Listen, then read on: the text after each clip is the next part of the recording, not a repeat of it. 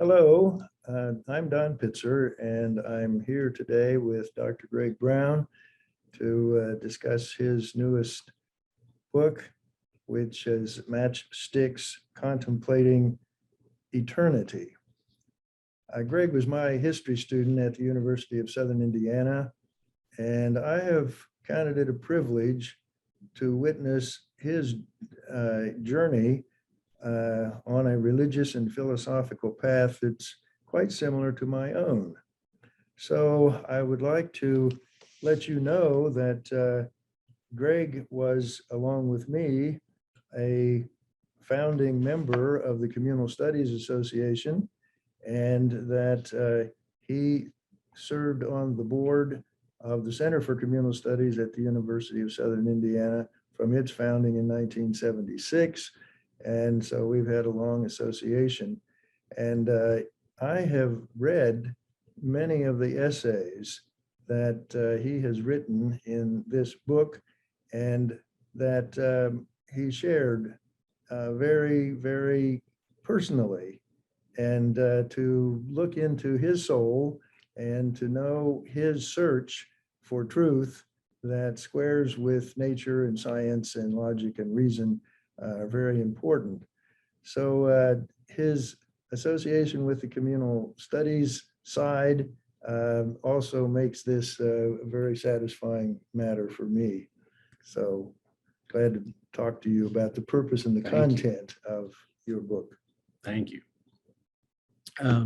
Matchsticks Contemplating Eternity contains all the essays that I have written since the publication of my first book, Unified Field Theology, that some of the folks in the association already have.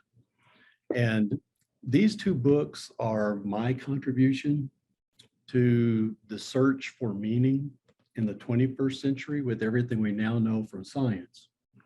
And in the first book, I laid out how I was on a journey out of a very narrow view of the world based on a very specific version of Christianity. And in the midst of that, since I've always been a student of all disciplines, it dawned on me that science in the search for the unified theory had now revealed to us that the combined forces of nature were capable of creating the universe and do sustain the universe, and that matches the ancient definitions of God as the all-powerful, all-present force behind all things. And because of that, we know that the universe is self-contained and that we're in it. And we don't have any magic outsider to tell us what it's all about and to reassure us that we matter.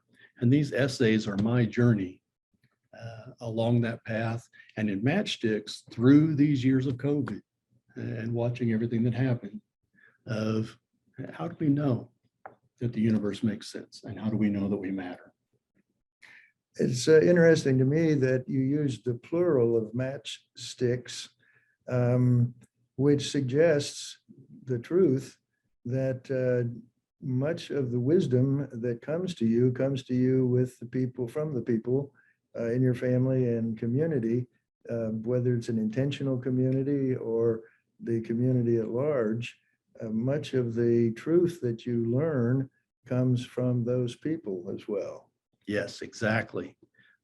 Once we realize that we don't have these external paths to truth, and we don't have this reassurance that there's a magic someone telling us we matter, what I find is that we look to each other, and we know that we matter when we matter to each other, and it's very important that it's plural. As wonderful as solitude is, it's in community. It's in fellowship with each other. It's in sharing lives within families and communities that we know we matter. And that is the connection to communal studies for me. People should know that this is not a book specifically on communal studies or about a specific group, but it is about the truths that we explore together and the significance that we find in each other. And I would love for the ideas in this book to be something that I could be in conversation with folks who are in current communities, in intentional community, because in my opinion, they are the people who are in a very conscious way working at what that looks like in reality, what that looks like when we put flesh on bone and say, how does it work when we pay attention to each other?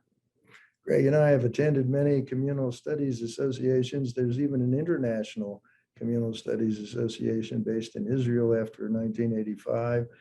And the wisdom that comes from being not just in conferences where people from intentional communities attend, as well as historians and people of all disciplines, but he and I have also visited intentional communities and stayed with folks for a while and know many of them as our friends.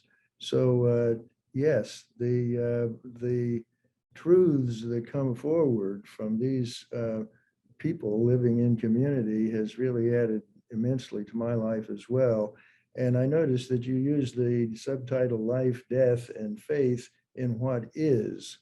And I think all of us are searching for a faith in what is. We want truth. Mm-hmm. And I used that phrase originally in the first book, going back to the wisdom of those ancient literature pieces that we've always had in the Bible, that even in that text, when Moses demands to know the name of God, God eventually says, I am that I am, which is the present tense, first person of what is. And I think it's been hiding there all along, that God is present in what is. Excellent. Well, thank you very much, Greg. It's been nice to talk to you today. Thank you.